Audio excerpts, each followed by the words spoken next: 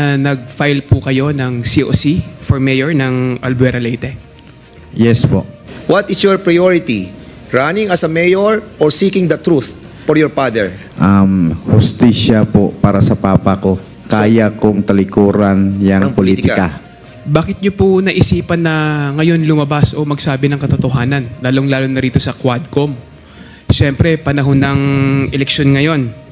Baka naman po mamaya isipin na ginagawa niyo ito para sa election campaign o sa media mileage. Yun ang nag-udyok sa akin kung bakit ako lumutang dito sa Quadcom.